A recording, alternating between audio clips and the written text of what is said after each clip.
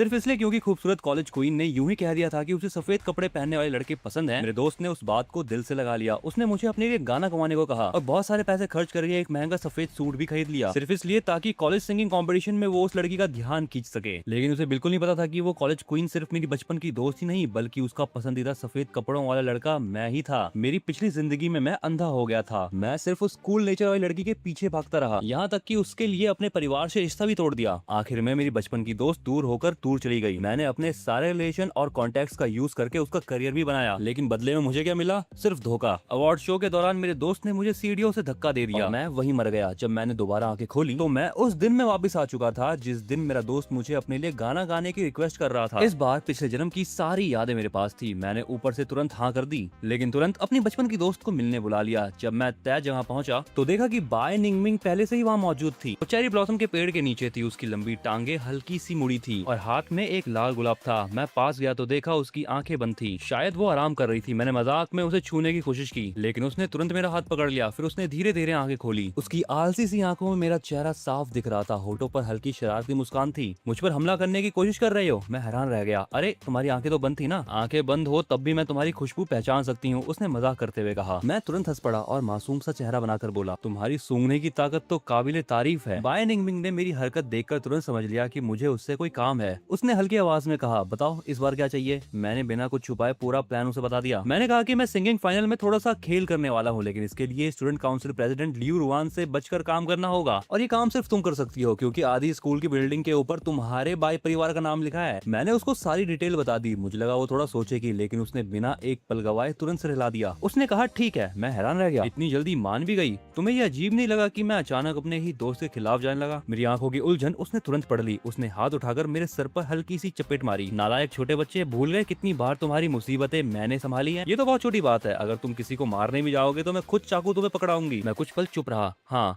जब तक मैं किसी और की तरफ नहीं भागता वो हमेशा मेरी हर बात मानती थी। मैंने अचानक सिर उठाया और उसकी उन नरम आंखों में खो गया। तभी मुझे पिछले जन्म के वो आखिरी पल याद आ गए जब वो मेरे कान के पास टूट कर रो रही थी। मेरी आंखें तुरंत नम हो गई। मैंने कांपती आवाज में कहा, बाय निंगमिंग तुम सच में बहुत अच्छी हो। जमीन पर पड़ती धूप की चमक से मेरी आंखें चकरा गई तो मैंने जल्दी से खांस कर अपनी हालत छुपाई। उसने मुस्कुराकर कहा, इतनी अच्छी हूँ तो कोई इनाम नहीं दोगे? उसने तुरंत अपने होठ हल्के से ऊपर उठाए। बस वैसे ही मुझे फिर से निंगजी बुला दो, जैसे तुमने कल बुलाया था। उसकी इस बात को सुनकर मुझे क्लियर हो गया था कि उसे निंगजी बुलवाना बहुत पसंद था। अगर ये कोई आम दिन होता मेरे पिछले जन्म का तो मैं ये सब चीजें बिल्कुल नहीं करता, लेकिन इस समय मैं इतना इमोशनल हो चुका था कि उसे सिर्फ निंगजी कहना ही नहीं उसके लिए कुछ भी करने को तैयार था। मैंने हंसते हुए बोला, तो क्या मैं तुम्हें सच में अपनी बड़ी बहन मान लूं? सच कहो तो तुम मेरी असली बहन से भी ज्यादा अच्छी हो। मैंने पूरी सच्चाई और मासूमियत से उसकी तरफ देखा, लेकिन पता नहीं क्यों उसका चेहरा अचानक से काला पड़ गया। उसने बिना एक पल सोचे साफ मना कर दिया, नहीं बिल्कुल नहीं। मैंने उससे मजाक में कहा, अच्छा क्यों? आखिर मैं तुम्हें दीदी क्यों ना बुलाऊं? क्या तुम्हें इस बात का डर तो नहीं है कि अगर मैं तुम्हारे परिवार का हिस्सा बन गया तो तुम्हारी सारी प्रॉपर्टी हड़प लूंगा? ये बात सुनकर बाय निंगमिंग हल्का सा हंसी। अगर तुम्हें मेरी प्रॉपर्टी चाहिए तो हमें भाई बहन बनने की जरूरत नहीं है। एक और तरीका है, ज्यादा आसान, फास्ट और पूरी तरह से लीगल। मैंने हैरानी से पूछा, कौन सा तरीका? लेकिन उसने जानबूझकर मुझे कुछ नहीं बताया, बस मुस्कुराते रही। उसकी होठों की मुस्कान किसी भी तरह छुप नहीं रही थी, जैसे मन ही मन कुछ शरारती सोच रही हो। तुम्हें नहीं बताना तो मत बताओ, मैं जा रहा हूँ। मैं मुड़कर जाने लगा। अरे अरे भाग कर रहे हो? अभी तक तो तुमने मुझे वो बुलाया ही नहीं जो मैं कह रही थी। इतना कहकर बाय निंगमिंग सीधे आकर मेरी बाहों में टकरा गई। उसने आंखें हल्की सी सिकोड़ ली। चेहरा थोड़ा नाराज लग रहा था।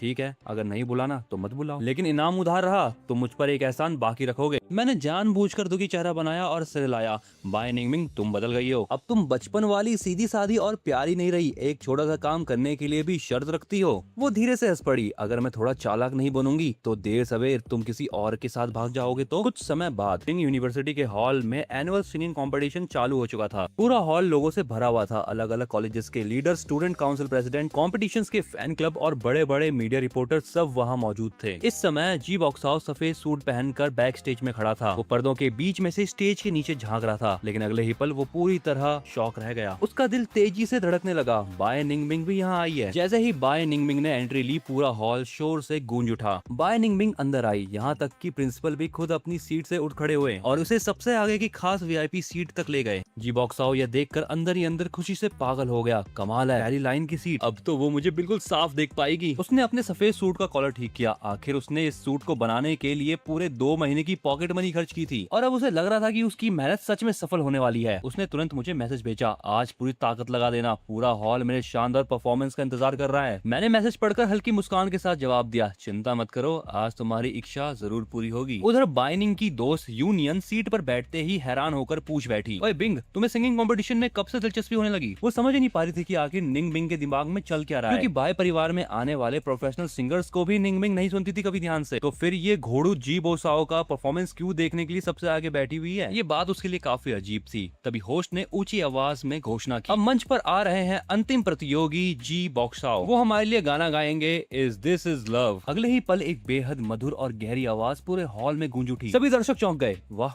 क्या आवाज है, ये तो प्रोफेशनल सिंगर जैसा लग रहा है, और बिना म्यूजिक के इतनी शानदार क्लीन वोकल। यहाँ तक कि संगीत की अच्छी समझ रखने वाली निंगमिंग की दोस्त यूनियन भी दंग रह गई। फिर उसने अनजाने में बाय निंगमिंग की तरफ देखा, पता नहीं कब उसने अपनी आंखें बंद कर ली थी। स्टेज की रोशनी में उसके चेहरे के फीचर्स और भी नरम लग रहे थे। पूरा इंसान एक आलसी लेकिन खुश एहसास दे रहा था, जैसे वो पूरी तरह उस गाने में डूब चुकी हो। यूनियन अचानक सोचने लगी, क्या उसे सच में इतना पसंद आ रहा है? फिर उसकी नजर जी बॉक्साओ के सफेद सूट पर गई। वो बिल्कुल उसी स्टाइल का था जिसे बाय निंगमिंग पसंद करती थी। उधर स्टेज के नीचे तालियों और तारीफों की गूंज बढ़ती जा रही थी। जी बॉक्साओ इस ध्यान और प्रशंसा का भरपूर मजा ले रहा था। वो तो स्टाइल मारने के लिए घूम भी गया ताकि सभी लोग उसका जो व्हाइट सूट है वो अच्छे से देख सके। लेकिन जैसे ही गाना अपने सबसे बड़े हिस्से पर पहुंचा, आवाज अचानक बंद हो गई। पूरा हॉल एक सेकंड के लिए बिल्कुल शांत हो गया। अरे क्या हुआ, आवाज क्यों बंद हो गई? किसी ने हैरानी से चिल्लाया, रुको, उसका मुंह तो अभी भी चल रहा है, क्या माइक्रोफोन खराब हो गया? कुछ समय बाद जी बॉक्साओ को भी गड़बड़ समझ आ गई। वो घबरा कर रुक गया, उसका चेहरा डर से सफेद पड़ चुका था। स्टाफ तुरंत स्टेज पे चढ़ गया और इक्विपमेंट्स को चेक करने लगा। माइक तो बिल्कुल सही है, फिर आवाज अचानक गायब कैसे हो गई? क्या दूसरा माइक इस्तेमाल करे? नहीं, जी बॉक्साओ ने जल्दी से मना कर दिया। उसने खुद को शांत दिखाने की कोशिश करते हुए कहा, अगर इक्विपमेंट ठीक है तो मैं जारी रखता हूँ। उसने खास तौर पर जारी रखता हूँ पर जोर दिया, लेकिन बैकग्राउंड में सन्नाटा बना रहा। वो तुरंत बोला, अभी बीच में थोड़ी रुकावट आ गई थी, मेरा फ्लो टूट गया, मैं बस 10 मिनट का ब्रेक चाहता हूँ। लेकिन अचानक से फिर से स्पीकरों से वो गाना वापस चालू हो गया। जी बॉक्साओ का चेहरा पल भर में पूरी तरह सफेद पड़ गया। पूरा हॉल अचानक शोर से फट पड़ा। ये क्या चल रहा है? ये घटिया इंसान टिकटॉकर्स की तरह लिप सिंक कर रहा था, लेकिन यहाँ तो रिकॉर्डेड म्यूजिक इस्तेमाल ही नहीं हो सकता। मतलब कोई और उसके लिए गा रहा था? ये भी कोई तरीका है? इसकी यूनिवर्सिटी वालों की तो इज्जत डूब गई। इतने के लिए इतनी बड़ी धोखाधड़ी। यूनियन मजे लेते हुए जोर से चिल्लाई, अरे आखिर असली गायक है कौन? कौन गा रहा था? उसकी आवाज सुनते ही पूरा हॉल उसी सवाल को दोहराने लगा। कैमरे इधर उधर तेजी से घूमने लगे। स्कूल के लीडर्स और जज आपस में नाराज होकर बातें करने लगे। फैंस और छात्रों के नजरों में बस अब नफरत साफ दिखाई दे रही। जी बॉक्साओ का तो मन कर रहा था कि वो जमीन फटे और अंदर चले जाए, क्योंकि उस समय पर जी बॉक्साओ सीधे आसमान से जमीन पर आ गिरा। अभी कुछ सेकंड पहले वो खुद को पूरे हॉल का स्टार समझ रहा था, लेकिन अब शर्म से उसका चेहरा सफेद पड़ चुका था। उसका मन कर रहा था कि वो तुरंत वहाँ से भाग जाए, लेकिन जैसे ही वो मुड़ने लगा, स्टेज का पर्दा धीरे धीरे खुलने लगा। चमड़े की जूतों की शांत आवाज और उस अच्छे गाने की धुन साथ साथ गूंज उठी। अगले ही पल एक बेहद खूबसूरत लड़का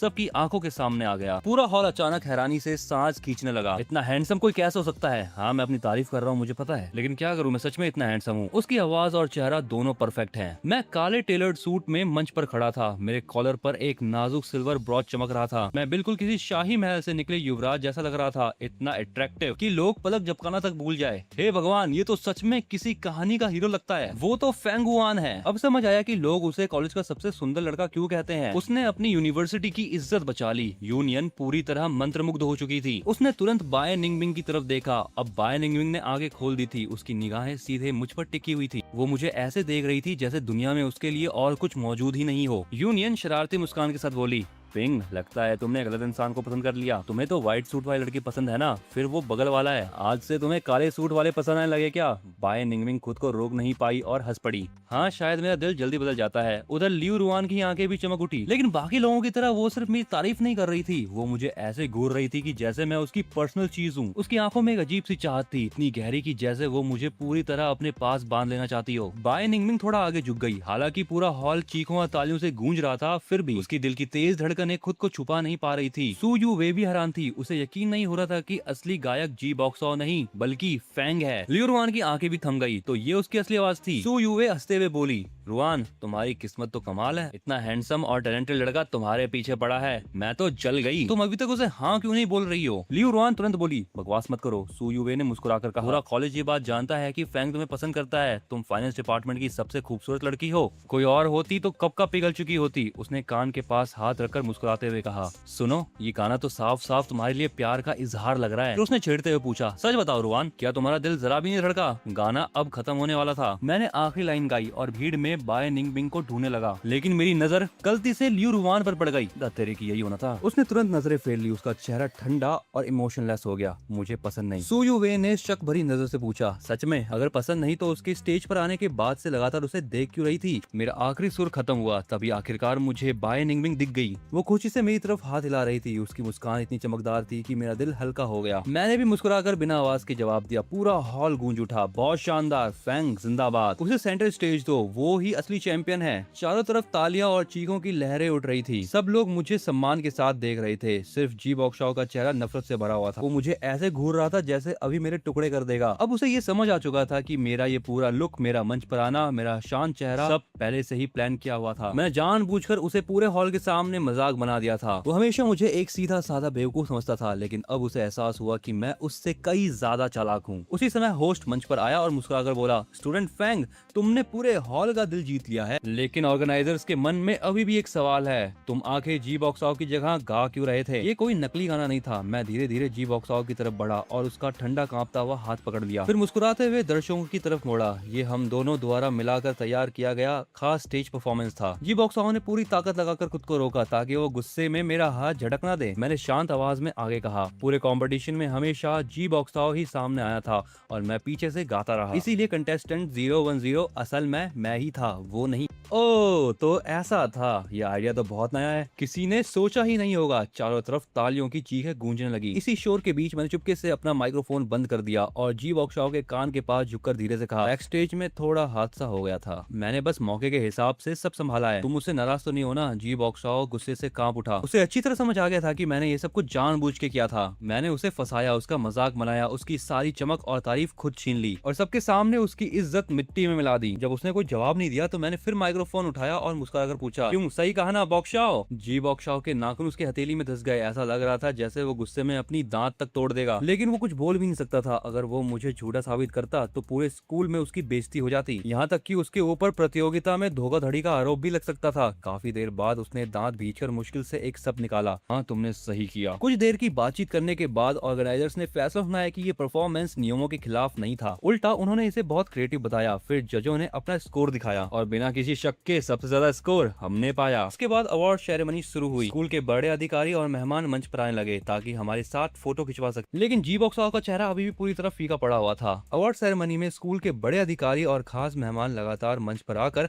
मेरे साथ फोटो खिंचवा रहे थे। उधर जी बॉक्सॉ अब और ज्यादा बेइज्जती सहन नहीं कर पाया। वो अपना चेहरा ढककर सीधे मंच से भाग गया। जब बैक स्टेज पूरा खाली हो गया था तो वो बैठकर फूट फूट के रोने लगा। मैंने उसकी बिखरी हुई हालत को जाते हुए देखा और होठों पर हल्की मुस्कान आ गई। यह एहसास ट्रॉफी जीतने से भी ज्यादा अच्छा था। उधर सू यू वे अभी भी लियू रुआन के कान खा रही थी। सच कहूँ, फैंग जैसा लड़का अगर किसी लड़की के पीछे पड़े तो वो तो आराम से गिरी लॉटरी जैसा है। अगर तुमने उसे खो दिया तो बाद में बहुत पछताओगी। अचानक लियू रुआन अपनी सीट से खड़ी हो गई। उसी समय सामने की लाइन में बैठी बाय निंगबिंग भी उठ गई। जब दोनों एक दूसरे के पास से गुजरे तो बाय निंगबिंग ने धीमे से कहा, बधाई हो। फैंस के साथ फोटो खिंचवाने के बीच मौका देखकर बाय निंगबिंग ने खुले दिल से मुझे गले लगा लिया, लेकिन जब उसे मुझे छोड़ना चाहिए था तब भी उसने पकड़ ढीली नहीं करी। मैंने भी मुस्कुराकर उसे वापस गले लगाया, थैंक यू। लेकिन कुछ सेकंड बाद मुझे एहसास हुआ वो अब भी मुझे कसकर पकड़े हुए है। 1 सेकंड, 2 सेकंड, 3 सेकंड, ये हग थोड़ा ज्यादा लंबा नहीं हो गया? और तभी मुझे फील हुआ उसका शरीर हल्का गर्म हो चुका था। उसका दिल इतनी तेजी से धड़क रहा था मानो सीने से बाहर निकल आएगा। तभी अचानक मुझे महसूस हुआ कि कोई चीज मेरे कपड़ों से हल्के से टकराई। मैंने हैरानी से नीचे देखा। मेरी आंखों के सामने एक बेहद खूबसूरत रंग का गिफ्ट बॉक्स था। ये क्या है? तभी बाय निंगबिंग ने मुझे छोड़ा और हल्का सा इशारा किया, खोल कर देखो। जैसे ही मैंने ढक्कन उठाया मेरी आंखें चमक उठी। फूलों की मीठी खुशबू सीधा चेहरे से टकराई। खूबसूरत फूलों के बीच एक छोटा सा कार्ड रखा था, हमारे छोटे चैंपियन को बधाई। मैं मुस्कुराए बिना नहीं रह पाया। तुम्हें पहले से कैसे पता था कि मैं आज जीत जाऊंगा? मेरे दिल के अंदर मीठी गर्माहट भर गई। इस लड़की की इंट्यूशंस तो कमाल की है। बाय निंगबिंग ने भौहें उठाई। जो भी तुम करते हो उसमें हमेशा सबसे आगे रहते हो। मेरे ऊपर इतना ज्यादा भरोसा वो करती है, ये सुनकर मैं थोड़ा शर्मिंदा हो गया। अच्छा तो तुम मुझे इतना समझती हो? मैं हंसते हुए उसके करीब गया। आओ एक फोटो लेते हैं। सिर्फ फोटो? बाय निंगबिंग ने धीरे से नजर झुका ली। उसकी गहरी आंखें सीधे मुझ पर टिक गई। उसकी आवाज बेहद नरम थी। असल में मैं आज रात तुम्हें डेट पर ले जाना चाहती हूँ, ठीक है, लेकिन करेंगे क्या? अचानक उसने हाथ उठाया और मेरे माथे पर हल्की सी चपट मार दी। तुमको जो मैंने उधार दिया है ना, वो वसूलूंगी। मैंने दर्द से माथा पकड़ लिया और गुस्से में उसे घूरने लगा। ये दूसरी बार है जब तुमने मुझ पर हमला किया, कंजूस लड़की। बस एक एहसान बाकी है और अभी से वसूलने लगी। बाय निंगबिंग शरारती मुस्कान के साथ हंस पड़ी। वो बिल्कुल किसी चालाक बड़ी बहन जैसी लग रही थी, जिसकी कोई प्लानिंग सफल हो चुकी हो। मैं बदला लेने के लिए उचक्कर उसके माथे पर मारने गया, लेकिन उसने तुरंत मेरा कंधा पकड़कर रोक लिया। कैमरा की तरफ देखो। चीज? मैं चीज नहीं बोलूंगा। मैंने दांत दिखाकर कैमरे की तरफ ऐसे देखा जैसे गुस्से में छोटा भेड़िया हूँ। रात होने पर हॉस्टल पूरी तरह खाली था। वैंग और यांग के खाली बेड देखकर मैं मन ही मन हंसा। सोचने की भी जरूरत नहीं, ये दोनों जरूर जी बॉक्सॉ के साथ बैठे होंगे उसकी दुख भरी कहानी सुनते हुए। मैंने परवाह नहीं की, कपड़े बदलकर सीधे बाय निंगबिंग से मिलने निकल गया। लेकिन जहाँ पर पहुँचते ही मेरा पेट जोर से गुर्राने लगा। मुझे तुरंत पछतावा हुआ। अगर मुझे पता होता कि मेरे बेवकूफ दोस्त यांग और वैंग मुझे अकेला छोड़ देंगे तो मैं बाय निंगबिंग को रेस्टोरेंट वाला सुझाव कभी नहीं देता, उसे सीधा घर ले जाता।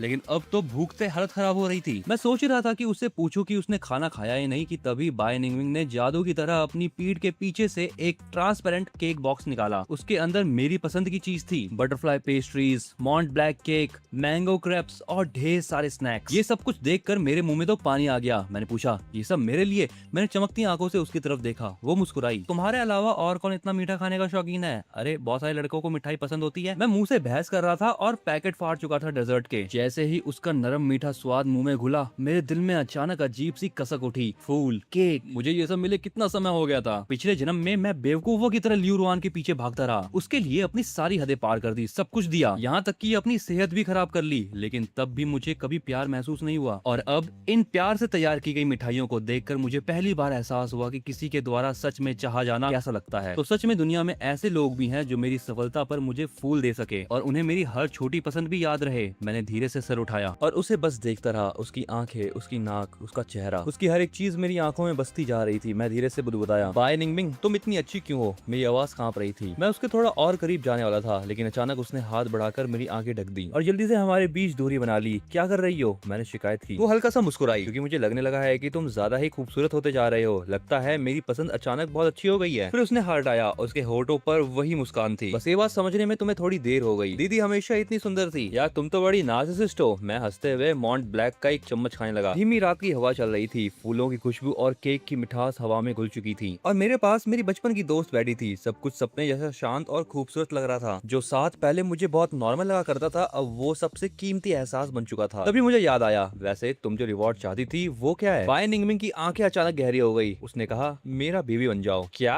मैं पूरी तरह चौंक गया और चेस्टनट क्रीम गले में टक गई। मैं जोर जोर से खांसने लगा। पता नहीं मैं शॉक्ड था या डरा हुआ। वो जल्दी से मेरे पास आई और मेरी पीठ सहलाने लगी। उसका नरम शरीर धीरे से मेरे करीब झुक गया। उसकी लंबी आंखें सिकुड़ गई। मैंने तो फुटबॉल में भी कहा था, तुम क्या सोच रहे थे? मेरा चेहरा तुरंत लाल हो गया। मैंने शर्म और गुस्से में उसे घूरा। गलती तुम्हारी है, तुमने जानबूझकर वैसे बोला। वो धीमे से हंस पड़ी। उसकी नजर मेरे लाल चेहरे पर घूम गई। फिर उसने होठ काटते हुए पूछा, तो तुम मेरी फुटबॉल मैच में आओगे? मैंने तुरंत बात बदल दी। तुम्हारा मैच है? उसने कहा, हाँ। बिजनेस स्कूल ने इंटरनेशनल ट्रेड डिपार्टमेंट और फाइनेंस डिपार्टमेंट के बीच वुमेन्स फ्रेंडली फुटबॉल मैच रखा है, वो भी अगले वेडनेसडे। जब उसने फाइनेंस डिपार्टमेंट का नाम लिया तो उसने हल्के से मेरी तरफ देखा, जैसे चुपके से मेरा रिएक्शन देखना चाहती हो। लेकिन मैं पूरी तरह शांत रहा। मेरे चेहरे पे जरा भी इमोशन नहीं था। उसने कहा, ठीक है ना, बस तुम्हें सपोर्ट ही तो करना है। मैंने कहा, पक्का। उसने बोहें उठाई। पहले फाइनेंस डिपार्टमेंट की पार्टिसिपेंट लिस्ट नहीं देखोगे? इस सुनकर मैं थोड़ा हैरान हुआ और उसकी तरफ देखा। उसमें देखने जैसा क्या है? सामने चाहे कोई भी हो, मैं हमेशा तुम्हारा ही साथ दूंगा। मेरी बात खत्म होते ही मैंने साफ महसूस किया कि उसका शरीर पूरा सख्त हो चुका था। कुछ देर बाद उसने हल्के से चेहरा दूसरी तरफ घुमा लिया। टूटी फूटी चांदनी उसके खूबसूरत चेहरे पर पड़ रही थी। आधा चेहरा रोशनी में था, आधा अंधेरे में छिपा हुआ। हालांकि मैं उसका पूरा एक्सप्रेशन नहीं देख पा रहा था, लेकिन उसके होठों पर आई वो गहरी मुस्कान छिपाए नहीं छुप रही थी। वो मुस्कुरा रही थी, ऐसे मानो जैसे किसी ने उसका दिल चुरा लिया हो। उसकी आंखों में मिठास साफ झलक रही थी। हालांकि मुझे समझ नहीं आ रहा था कि वो अकेले अकेले इतना खुश क्यों हो रही है। वांग और यांग दोनों अब वापस आ चुके थे। मुझे लगा था कि दोनों मिलकर मुझ पर टूट पड़ेंगे, लेकिन दोनों ऐसे बिहेव कर रहे थे जैसे कुछ हुआ ही ना हो। उन्होंने नॉर्मल तरीके से मुझसे बात की और जी वो शाओ भी अब दिन वाली शर्मिंदगी भूल चुका था। वो तो बड़े उत्साह से शीशे के सामने कपड़े ट्राई कर रहा था। यांग, बताओ मैं स्पोर्ट्स स्टाइल में अच्छा लग रहा हूँ या कॉलेज स्टाइल में? स्पोर्ट्स वाला बेहतर है। हाँ, वही ठीक रहेगा। बास्केटबॉल मैच के लिए ज्यादा सूट करेगा। जी वो शाओ ने जानबूझकर आवाज ऊंची की और चोरी से मुझे देखा।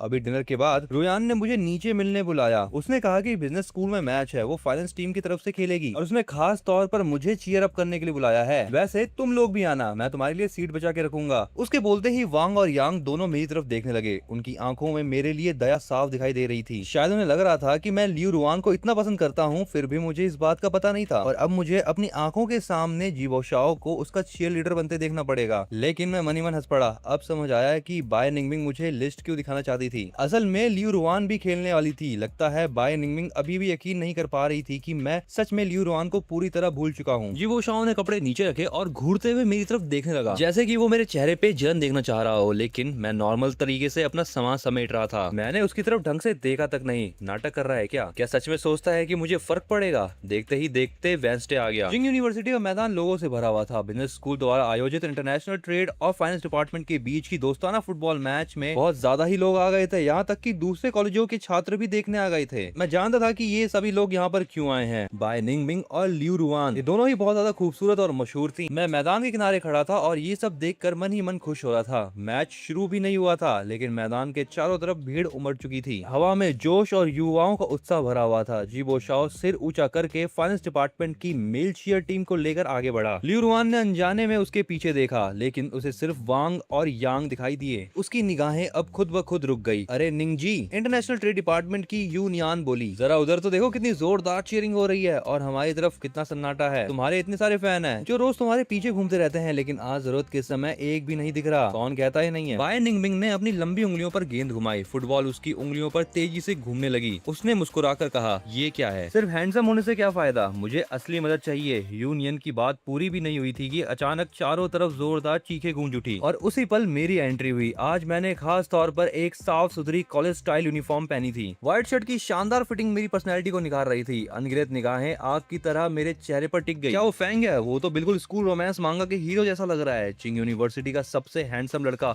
इसकी खूबसूरती तो कमाल है। भीड़ के शोर के बीच मैंने लियू रुआन को देखा। मुझे देखते ही उसके शांत चेहरे पर हल्की खुशी चमक उठी। उसके पास खड़ी सू यो वे ने उत्साह से उसका कंधा हिलाया। रुआन, देखा, कॉलेज का हैंडसम लड़का अभी भी तुम्हें सपोर्ट करने आया है। तुम्हारी कितनी इज्जत करता है। लियू रुआन ने कुछ नहीं कहा। उसने बस अपना शरीर सीधा किया। उसके चेहरे पे साफ दिख रहा था कि उसे खुद पर कितना भरोसा है, जैसे उसे पूरा यकीन हो कि मैं सिर्फ उसे ही यहाँ पर सपोर्ट करने के लिए आया हूँ। लेकिन जीवो शाओ का चेहरा पूरी तरह उतर चुका था। वो मुझे घूर रहा था। उसकी आंखें जलन से भरी हुई थी। बिना बुलावे के ये यहाँ भागा चला आया। कितना बेशर्म है। उसने हाथ में पकड़े भोपू को कसकर पकड़ा और जानबूझकर सीना तान के लियू रुआन की तरफ बढ़ चला। वो बस इंतजार कर रहा था कि जब मैं पास आऊं तो सबके सामने मेरी बेइज्जती करे। आ गया। अचानक बाय निंगमिंग ने गेंद फेंक दी। उसकी गहरी नजर लोगों को चीरती हुई सीधे मुझ पर आ टिकी। यूनियन चौंक गई। क्या आ गया? मेरा खास इंसान आ गया। बाय निंगमिंग के होठ हल्के से ऊपर उठे और उसके चेहरे पर जीत वाली मुस्कान आ गई। मैं बिना झिझक मैदान की घास पर चलता हुआ आगे बढ़ा। जब मैं फाइनेंस टीम के पास पहुंचा तो जीवो शाओ तुरंत ताना मारते हुए बोला, अरे फैंग, तुम्हें तो फाइनेंस डिपार्टमेंट वालों ने बुलाया नहीं था। बिन बुलाए चले आए। इतने गिरे हुए हो क्या? उसकी बात पूरी भी नहीं हुई थी कि मैंने अपने कदम तक नहीं रोके। मैंने सीधे उसे और लियू रुआन को हवा की तरह नजरअंदाज कर दिया। उनके पास से शांत भाव से निकलते हुए सीधे मैदान की दाई तरफ चला गया। लियू रुआन का तो चेहरा उतर गया। पूरा स्टेडियम भी हैरान रह गया। फैंग लियू रुआन को चीयर करने नहीं आया, वो सच में बिंग जी के लिए आया है। यूनियन तो हैरानी से मुंह खोले रह गई। मैं हाथ पीछे बांधे बाय निंगमिंग के सामने जाके रुका। उसने अपने हाथ में पकड़ा हुआ सनसेट ऊपर उठाया और मेरे लिए तेज धूप रोक दी। उसका ये छोटा सा लेकिन केयरिंग भरा इशारा देखते ही आसपास जोरदार चीखें गूंज उठी। इतने प्यारे लग रहे हैं दोनों। इनकी जोड़ी तो कमाल की है। क्या छुपा रहे हो? बाय निंगमिंग मुस्कुराते हुए मेरे पीछे देखने लगी। मैंने शरारती अंदाज में भौहें उठाई, बिल्कुल चालाक लोमड़ी की तरह। एक बढ़िया चीज। अगले ही पल मैंने अपने बाहों में पकड़ा बड़ा सा बैनर खोल दिया। लाल रंग के ऊपर बैनर पर काले बड़े अक्षरों में लिखा था, अनलिमिटेड चार्म सबसे स्ट्रॉन्ग, बाई दीदी पूरे मैदान की क्वीन। यूनियन के मुंह से तो पानी छूट गया और दर्शक जोर जोर से हंसने लगे। यहाँ तक कि बाय निंगमिंग भी चौंक गई। उसके खूबसूरत और कूल चेहरे पर पहली बार हल्की शर्म दिखाई दी। उसने जल्दी से सनशेड से अपना चेहरा ढक लिया और दांत पीसते हुए धीरे से बोली,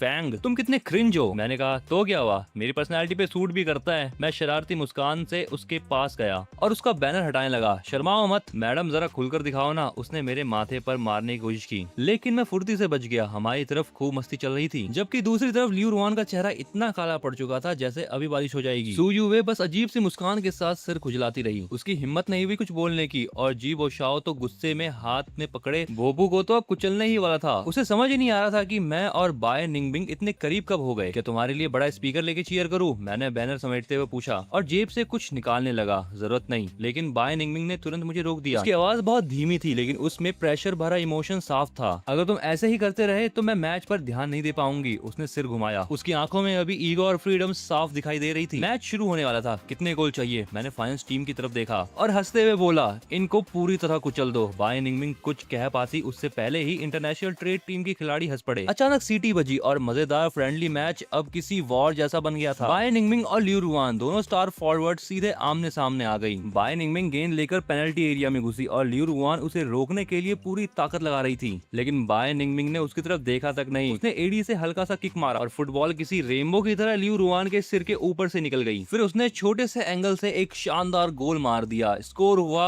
1-0। बाय दीदी सबसे स्ट्रॉन्ग, पूरे मैदान की क्वीन, पूरा स्टेडियम मेरे देहाती नारे लगाने लगा। बाय निंगमिंग ने मेरी तरफ तो किसी राजकुमारी जैसे सलामी दी। उस पर उसकी आंखों की चमक सूरज से भी ज्यादा तेज थी। मैं मैदान के किनारे खड़ा मुस्कुरा रहा था और दूसरी तरफ फाइनेंस टीम की डिफेंडर डरे हुए अंदाज में लिू रुआन से माफी मांग रही थी। मैं स्टैंड के पास खड़ा बाय निंगमिंग को मैदान पर राज करते देख रहा था। जो लड़की हमेशा शांत और समझदार मानी जाती थी, आज पूरी तरह बदल गई थी। गोल करने के बाद भी उसने ओपोनेंट टीम की तरफ देखा तक नहीं। दूसरी तरफ लिू रुआन अपनी जिंदगी के सबसे बुरे मैच से गुजर रही थी। मैच के 10वें मिनट में बाय निंगमिंग गेंद लेकर मिडफील्ड से सीधे गोल पोस्ट तक पहुंच गई। लिू रुआन की तो ये चीज देखकर फट ही गई। उसने स्लाइड टैकल मारकर गेंद छीनने की कोशिश की, लेकिन बाय निंगमिंग जैसे पीछे भी देख सकती थी। उसने शानदार मूव से डिफेंस को थका दिया और सीधा जोरदार शॉट मारा। अब स्कोर हो गया था 2-0। बाय निंगमिंग उसके पास से गुजरते हुए मुस्कुराई और ताना मारते हुए बोली, तुम्हें पार करना तो सड़क पार करने जितना आसान है। मैंने देखा लिू रुआन का चेहरा तुरंत सख्त पड़ गया। उसकी हालत बहुत खराब लग रही थी, लेकिन इसके बाद वो पूरी तरह बेकाबू हो गई। उसके खेल में अब जरूरत से ज्यादा अग्रेसिवनेस आ गई, यहाँ तक कि खतरनाक फॉल की वजह से रेफरी ने उसको येलो कार्ड दे दिया। लेकिन इतनी मेहनत के बावजूद भी वो इंटरनेशनल ट्रेड टीम को रोक नहीं पाई। स्कोर तेजी से बढ़ता गया। बाय दीदी बहुत जबरदस्त है। दर्शकों की चीखें स्टेडियम हिला रही थी। फाइनेंस टीम तो बच्चों जैसी लग रही है। यांग और वांग साथ खड़े थे, दोनों ही सीरियस होकर मैच देख रहे थे।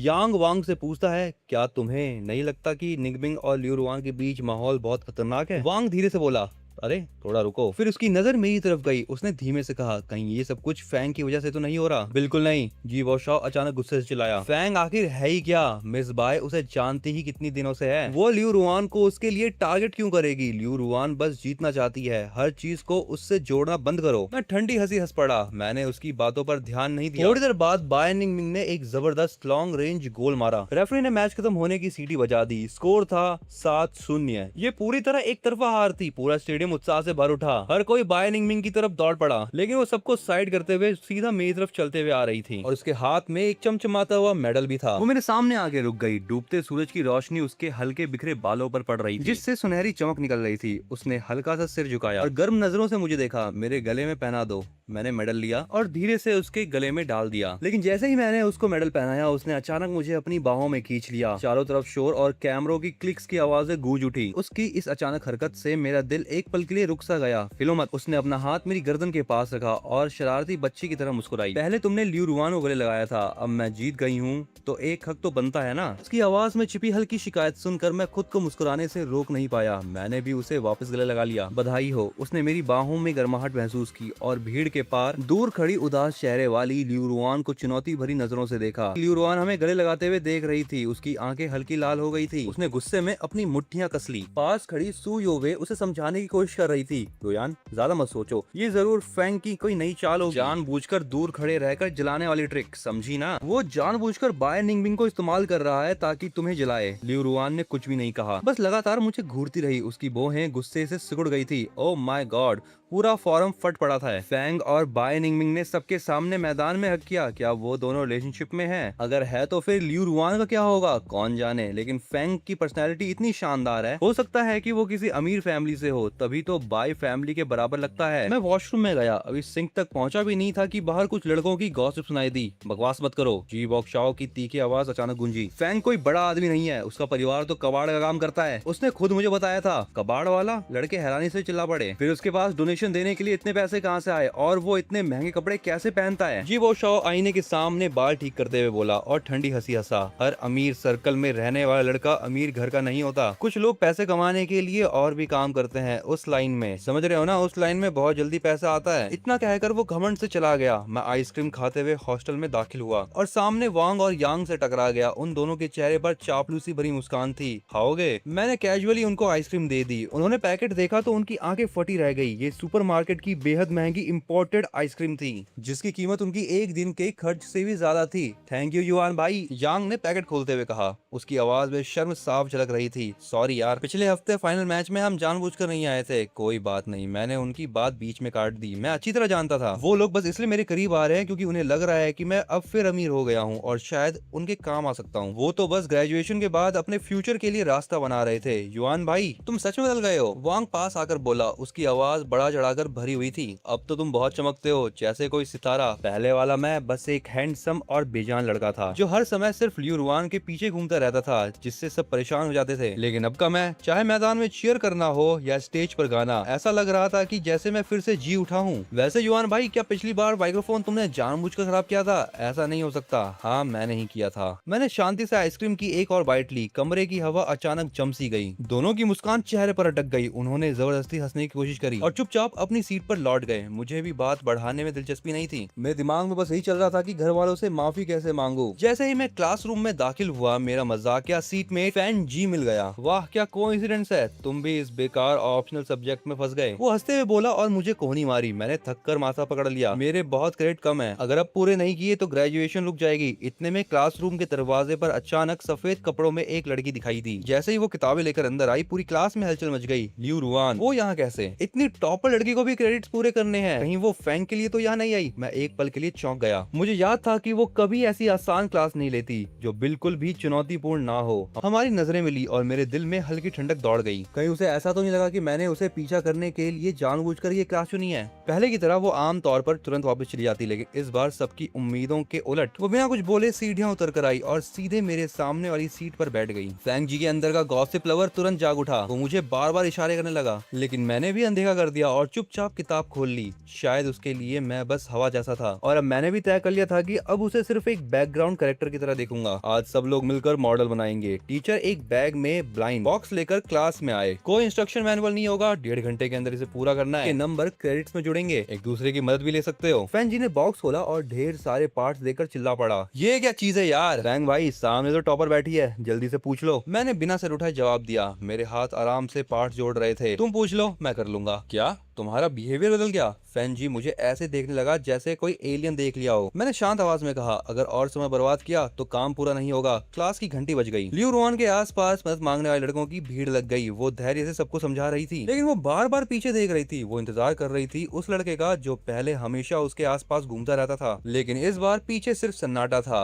40वां मिनट। लियू रुआन ने सबसे पहले अपना मॉडल पूरा किया। वो एक बेहद खूबसूरत लग्जरी क्रूज शिप थी। हर छोटी डिटेल लगभग परफेक्ट थी। टीचर उत्साहित होकर उसे स्टेज पर ले गए। सब लोग देखो, ये है लियू रुआन का काम, कमाल की बुद्धि है इसकी। पूरी क्लास तालियों से गूंज उठी। हर तरफ चर्चा शुरू हो गई। लियू रुआन ने अनजाने में पीछे मुड़कर मुझे देखा, लेकिन मैं पूरा ध्यान लगाकर अपने फाइटर जेट मॉडल को बना रहा था। मेरे बिखरे बाल माथे पे गिर रहे थे। मैं सांस रोककर उस जेट प्लेन की नाजुक पंखों को ठीक कर रहा था। मैंने स्टेज पर खड़ी उसको एक बार भी नहीं देखा। शायद पहली बार उसे पूरी तरह नजरअंदाज होने का एहसास हुआ था। मैं पूरी फोकस के साथ आखिरी पार्ट्स को जोड़ रहा था। मेरे हाथ में पकड़ा ब्लैक गोल्ड फाइटर जेट हल्का कांप रहा था। आखिरकार उसका स्ट्रक्चर बन चुका था। सबको लियू रुआन से सीखना चाहिए। और किसी का मॉडल तैयार हुआ। स्टेज पर खड़े टीचर की आंखों में खुशी थी। इसके बाद एक एक करके सबने अपने मॉडल जमा किए। टीचर ने नंबर दिए और ताली बजाकर बोले, क्लास के बाद एक ग्रुप प्रोजेक्ट भी होगा, उसके नंबर भी क्रेडिट्स में जुड़ेंगे। मैं कुछ ग्रुप लीडर चुनूंगा, बाकी लोग खुद आवेदन कर सकते हैं। पहला नाम था लियू रुआन। ये बिल्कुल भी हैरानी की बात नहीं थी। सबने अपने नाम कागज पर लिखकर आगे भेज दिए। मेरे बगल में बैठा फैन जी उत्साहित होकर फटाफट एक कागज फाड़ने लगा। उसने अपना नाम लिखा, फिर मेरी तरफ देखा। मैं अभी भी अपनी फाइटर जेट में लगा हुआ था, तो उसने अपनी मर्जी से मेरा नाम भी उसमें जोड़ दिया। मुझे उस वक्त इसका पता नहीं था। बाद में फैन जी की जुबान फिसली, तब मुझे मालूम हुआ। जब लियू रुआन उन छोटे मोटे आवेदन पत्रों को देख रही थी, वो एक एक करके सबको अलग रख रही थी। लेकिन जैसे ही उसने मेरा नाम देखा, उसके हमेशा ठंडे रहने वाले होठों पर हल्की सी मुस्कान आ गई। आखिरकार खत्म हुआ। मैंने लंबी सांस छोड़ी। जल्दी जल्दी काम करके मैंने घंटी बजने से पहले अपना ब्लैक गोल्ड फाइटर जेट जमा कर दिया। काफी शानदार है, बस स्पीड थोड़ी धीमी थी। 90 नंबर। टीचर ने चश्मा ठीक करते हुए कहा, थैंक यू टीचर। मैंने रात की सांस ली। मुझे बस पास होकर क्रेडिट चाहिए थे, बाकी चीजों की मुझे परवाह नहीं थी। ठीक है, क्लास खत्म। मैं इतने सारे मॉडल एक साथ नहीं ले जा सकता। सब लोग अपनी पसंद का एक मॉडल यादगार के तौर पर ले जाओ। इतना सुनते ही पूरी क्लास आगे टूट पड़ी। मैं नीचे सिर करके बैग पैक कर रहा था, इसीलिए मैंने ध्यान नहीं दिया कि लियू रुआन स्टेज पर गई। 95 से ज्यादा नंबर वाले शानदार मॉडलों के बीच उसने जानबूझकर कोने में रखा मेरा साधारण सा ब्लैक गोल्ड फाइटर जेट उठा लिया। जब मैं बैग उठाकर जाने लगा तभी टीचर ने मुझे रोक लिया। उन्होंने एक खूबसूरत शिप मॉडल मेरे हाथ में थमा दिया। ये इस क्लास का इकलौता फुल मार्क वाला मॉडल है। तुम्हें मॉडल बनाने में दिलचस्पी लगती है, इसे घर लेकर जाओ, सीखने के लिए इस्तेमाल करना। मैंने नीचे देखा, उसके बेस पर लाल रंग में लिखा था 100 और उसके साथ नाम लियू रुआन। मैं तुरंत मना करना चाहता था, थैंक यू टीचर, लेकिन रहने दीजिए, मेरा इसमें कोई खास टैलेंट नहीं है। लेकिन मेरे बोलने से पहले स्टेज पर रखे बाकी मॉडल सब लोग उठा ले चुके थे। टीचर ने हाथ हिलाकर कहा, टैलेंट नहीं है तो और सीखो, रख लो इसे। इतना कहकर वो चले गए। अब क्लास में बस कुछ लड़के बचे थे। सब मुझे जलन भरी नजरों से देख रहे थे, कुछ तो चोरी से फोटो भी लेने लगे। इसकी किस्मत कितनी अच्छी है, इसे लियू रुआन का मॉडल मिल गया। सही कहा, वो तो लियू रुआन को बहुत पसंद करता है। इतनी खूबसूरत लड़की के हाथ का बना मॉडल पाकर अंदर ही अंदर खुशी से पागल हो गया होगा। क्या खुशी? मैंने हल्के से नीचे देखा, मेरे हाथ में वो शिप थी जिसे सब खजाना मान रहे थे। मेरे होठों पर मुस्कान आ गई। अगर ये पिछली जिंदगी होती तो शायद मैं सच में बेहद खुश हो जाता, शायद सोते वक्त भी इसे हाथ में पकड़ के रखता। लेकिन अब मैं सीधा क्लास से बाहर चला गया और बिना हिचकिचाए हाथ घुमाया। मैंने उस फुल मार्क्स वाले मॉडल को सीधे कॉरिडोर के डस्टबिन में फेंक दिया। वीकेंड की सुबह थी, मैं अभी आधी नींद में था, तभी फोन जोर जोर से वाइब्रेट करने लगा। मैंने मुश्किल से आंखें खोली। इलेक्टिव क्लास के ग्रुप में नया मैसेज आया था, सुबह 10 बजे पहला ग्रुप स्कूल लाइब्रेरी में प्रोजेक्ट के लिए इकट्ठा होगा। ग्रुप लीडर लियू रुआन, उसके साथ बहुत सारे मेंबर्स भी थे और उनमें मेरा भी नाम था। जैसे ही मैंने अपना नाम देखा, मेरी बची हुई नींद तुरंत उड़ गई। मेरा नाम इसमें कैसे आया? मैं पूरी तरह हैरान रह गया। फिर फैंग जी के प्राइवेट मैसेज लगातार आने लगे, भाई फैंग, तुझे सच में लियू रुआन ने चुन लिया, कमाल हो गया, सच में कमाल। जब उसने नाम पढ़े थे मुझे लगा था कि तेरा नाम जरूर काट देगी। आखिर पहले ग्रुप में आने के लिए इतने लोग लाइन में थे, लेकिन सब इतना आसानी से हो गया। तेरा सालों पुराना एक तरफा प्यार आखिर उम्मीद देखने लगा। तो ये सब इस लड़के की चाल थी। मैंने बेबस होकर आंखें बंद कर ली, गुस्से में दांत भींच लिए, उंगलियां तेजी से स्क्रीन पर चलने लगी। आखिर किसने कहा था मेरी मदद करने को? उधर से तुरंत जवाब आया, अरे हमारी मजबूत दोस्ती के लिए तेरे दिल की बात मैं ही समझूंगा क्या?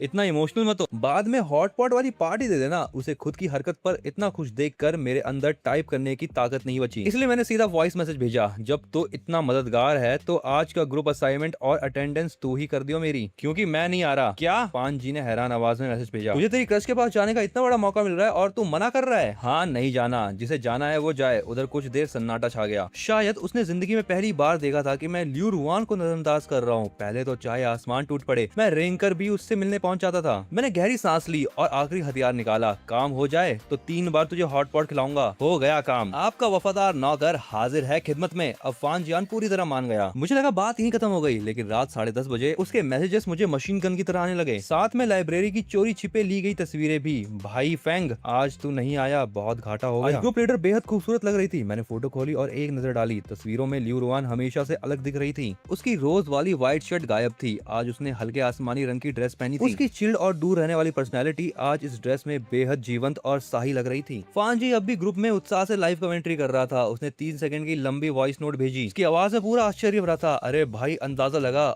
अभी क्या हुआ? एक लड़के ने कहा कि हल्का मेकअप करके वो किसी फिल्म स्टार से भी ज्यादा सुंदर लगती है, और उसने अचानक पूछ लिया, तो दूसरी लड़की से तुलना करो तो हे भगवान, ये तो साफ साफ मिस बाई की खूबसूरती की तुलना कर रहा था। वॉइस नोट सुनते ही मैं हल्का मुस्कुराया, थोड़ी बोहें ऊंची कर ली। ये बर्फ की रानी भी अब अपने लुक्स पर फिक्र करने लगी। फान जी के मैसेज लगातार आने लगे। एक लड़की उसकी खुशामद करने लगी। उसने सीना ठोकर लियू रुआन से कहा, अगर मैं लड़का होता तो जरूर तुम्हें पसंद करती। पास बैठे लड़के भी तुरंत से रिलाने लगे। आखिर मिस बाई जैसी लड़की के बारे में सोचने की भी किसी की हिम्मत नहीं थी। लेकिन पता है सबसे अजीब बात क्या थी? लियू रुआन ने ये सुनकर जैसे कुछ याद कर लिया हो, वो मुस्कुरा दी। उसका मूड बहुत अच्छा लग रहा था, उसके चेहरे पे लगातार मुस्कान थी। मैंने स्क्रीन पर लिखे मैसेज देखे और बिना किसी इमोशन के फोन लॉक कर दिया। फिर करवट लेकर कंबल ओढ़ लिया। वो हंसे या ना हंसे, किसी से मुकाबला करे, कोई फर्क नहीं पड़ता मुझे। अब मैं बस उससे जितना दूर रह सकूं रहना चाहता था। उधर फान जी जल्दी जल्दी लाइब्रेरी पहुंचा। उसकी आवाज में माफी थी, सॉरी मैं लेट तो नहीं हुआ। लियू रुआन ने सिर उठाया। उसकी नजर उसके पीछे दरवाजे की तरफ गई। फैंग कहाँ है? फांग जी ने समझाया। उसे अचानक काम आ गया। उसने मुझे असाइनमेंट और अटेंडेंस देने भेजा है। लियू रुआन की आगे तुरंत ठंडी हो गई। उसने सख्त आवाज में कहा, नहीं चलेगा, मेरे ग्रुप में सबको खुद आना होगा। फांग जी ये सुनकर शॉक रह गया।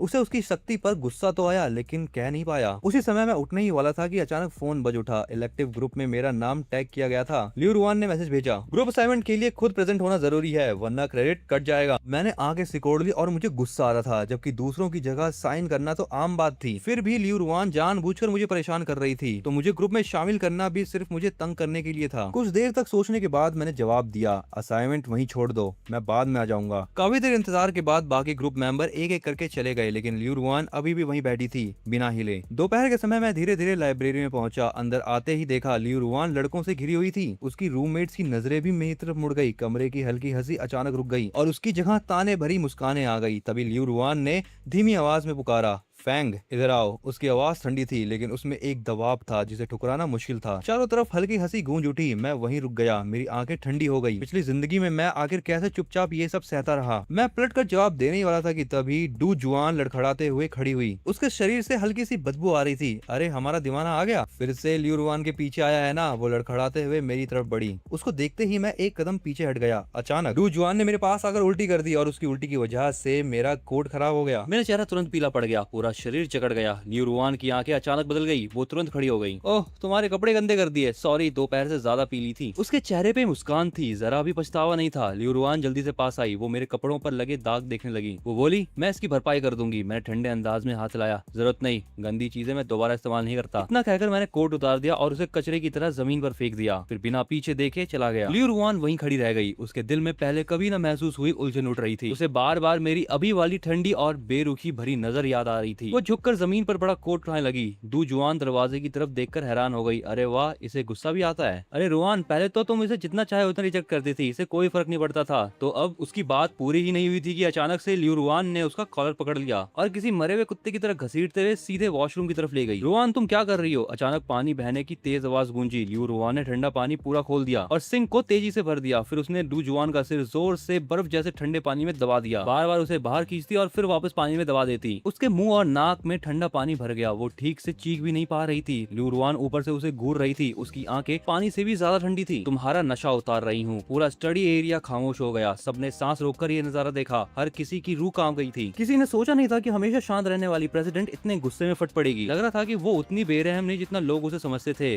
कॉमर्स बिल्डिंग के बाहर जी बॉक शाओ एक कोने में बैठा था। वो अभी अभी सुनी गॉसिप के बारे में सोच रहा था। किसी ने कहा था कि फेंग बाय निंगबिंग का डांस देखने गया था और उसे बिंग जी कहकर बुला रहा था। ये सुनकर उसे गुस्सा आ गया। अगर प्यार से काम नहीं बन रहा तो अब मुझे खुद कदम उठाना होगा। थोड़ी दूर बाय निंगबिंग एक हाथ से बैग टांगे आराम से चल रही थी। उसके लंबे बाल और ठंडी आंखें लोगों पर प्रेशर डाल रहे थे। शिवो साओ ने गहरी सांस ली, ड्रिंक की बोतल कसकर पकड़ी और तेजी से उसकी तरफ बढ़ा। पास से गुजरते समय उसने जानबूझकर फिसलने का नाटक किया और शरीर उसकी तरफ गिरा दिया। लेकिन बाय निंगबिंग तुरंत एक तरफ हट गई। हालांकि ड्रिंक उसके बैग पर गिर गई। जी बॉक साओ आधा घुटनों पर बैठ गया। उसने ऊपर देखा, आंखों में नकली आंसू थे। सॉरी, गलती से हो गया, बैग मुझे दे दो, मैं इसे साफ कर दूंगा। बिंग जी। ये बिंग जी शब्द को सुनते ही बाय निंगबिंग का चेहरा तुरंत सख्त हो गया। उसकी आंखों में घिन साफ दिख रही थी। उसके बैग से किताबें निकाली और महंगा बैग सीधे कूड़ेदान में फेंक दिया। फिर बिना कुछ बोले चली गई। जी बॉक शाओ शर्म से जमीन पर बैठ गया। उसकी आंखों में गुस्सा और बेबसी थी। ऐसा कैसे हो गया? उसने खाली कप जोर से पकड़ लिया। उसका दिल दर्द से भर गया। ये सब कुछ उसकी उम्मीदों से बिल्कुल उल्टा था। बिंग जी कहकर वो करीब आना चाहता था, लेकिन दूरी और बढ़ गई। यूनियान जल्दी से बाय निंगबिंग के पीछे भागी, लेकिन उड़ती हुई किताब लगभग उसके चेहरे पे लगी। चुप रहो, बाय निंगबिंग ने उसे डांट दिया। मुझ पर गुस्सा क्यों कर रही हो? ड्रिंक तो मैंने नहीं गिराई। यूनियान ने दुखी चेहरा बनाया, लेकिन बाय निंगबिंग रुकी नहीं। उसका साइड प्रोफाइल बेहद ठंडा लग रहा था। ड्रिंक तुमने नहीं गिराई, लेकिन तुम्हारी जुबान बहुत चलती है। हर वक्त बिंग जी करती रहती हो। अब हर कोई वही बोलने लगा है। मुझे घिन आती है इस शब्द से, उसने ताना देते हुए कहा। दूर खड़ा जी बॉक साओ ये सब सुन रहा था। वो सोच रहा था कि इतनी मेहनत से बनाया मौका एक पल में बर्बाद हो गया। उसे पूरी तरह ठुकरा दिया गया। आगे से मुझे बिंग जी मत बुलाना, बाय निंगबिंग ने ठंडे स्वर में कहा। बिंग जी नहीं तो क्या बुलाऊं, माँ बुलाऊं? फिर हंसते हुए बोली, लेकिन पिछली बार जिम में फेंग भी तुम्हें तो यही बुला रहा था। उस समय तो तुमने ऐसा रिएक्शन नहीं दिया, बल्कि उसे तो बहुत प्यार से ट्रीट कर रही थी। फेंग नाम सुनते ही बाय निंगबिंग का चेहरा नरम पड़ गया। उसके होठों पर हल्की मुस्कान आ गई। दूसरे लोग बोलते तो घिन आती है, लेकिन जब वो बुलाता है अच्छा लगता है। यूनियन जलन भरे अंदाज में बोली, चलो हम इस प्यार में पड़ी अंधी लड़की को छोड़ देते हैं। फेंग, फिर वही फेंग। जी बॉक साओ को बहुत गुस्सा आ रहा था। उसकी आंखों में नफरत जहर से बढ़ गई थी। उसी समय बास्केटबॉल कोर्ट पर सी जाओ जाओ अचानक रुक गई। उसने कोर्ट के एक तरफ इशारा किया। निंगबिंग देखो, वो फेंग है क्या? बाय निंगबिंग ने तुरंत मुड़कर देखा। उसने एक नजर में लाइब्रेरी से निकलती मेरी परछाई पहचान ली। उसके होठों पर मुस्कान आ गई। वो तुरंत कोर्ट से बाहर मेरी तरफ बढ़ी और आवाज लगाई, फेंग। यूनियन शरारती मुस्कान के साथ बोली, वाह इतने प्यार से बुलाया। बाय निंगबिंग की आवाज में अनजाना प्यार साफ था, जिससे आसपास के सब लोग उनकी तरफ देखने लगे। लेकिन मैंने कोई रिएक्शन नहीं दिया, जैसे मैंने सुना ही ना हो। मैं बस आगे चलता गया। यूनियन पास आकर बोली, क्या उसे सुनाई नहीं दिया? अरे कैसे सुनाई नहीं दिया होगा, इतनी जोर से बुलाया था। पास वाली बिल्डिंग तक को सुनाई दे गया होगा। फेंग जी हैरान हो गया। बाय निंगबिंग ने फिर आवाज लगाई, फेंग। लेकिन मैं रुका नहीं, बल्कि और तेजी से दूर चला गया। मेरी पीठ साफ बता रही थी कि मैं उससे बच रहा हूँ। बाय निंगमिंग की मुस्कान धीरे धीरे गायब हो गई। यूनियन भी अब असहज हो गई। उसे अब समझ नहीं आया कि माहौल कैसे संभाले। बिंगजी, लगता है वो सच में तुमसे बात नहीं करना चाहता। कहीं सी जा जाओ की बात सच तो नहीं? यूनियन ने धीरे से पूछा। उसकी आंखों में शक साफ था। पिछली बार जिम में सी जाओ ने बिंगजी को चेतावनी दी थी कि कहीं फैंग उसका इस्तेमाल तो नहीं कर रहा। तभी सी जाओ ने चुपकर फोन निकाला। उसका चेहरा सीरियस हो गया। एक नई खबर आई है, फुटबॉल मैच के बाद लियू रुआन और फेंग वान ने एक ही इलेक्टिव क्लास चुनी है और दोनों एक दूसरे को गिफ्ट भी देते हैं। आज की इस वीडियो को हम यहीं तक रखते हैं गाइस। अगर तुम्हें ऐसी और कमाल की वीडियोस देखनी है तो चैनल को चेकआउट करो। मैंने बहुत सारी स्टोरीज कवर करी है। अगर तुम्हें इस वीडियो को पार्ट 2 देखना है तो वीडियो को लाइक करना मत भूलना और अपडेट्स के लिए चैनल को चेकआउट करते रहना। अगर तुम्हें और ऐसी कमाल की वीडियोस देखनी है तो तुम्हारे सामने वीडियोस आ रही होंगी, इन्हें भी चेकआउट जरूर करना।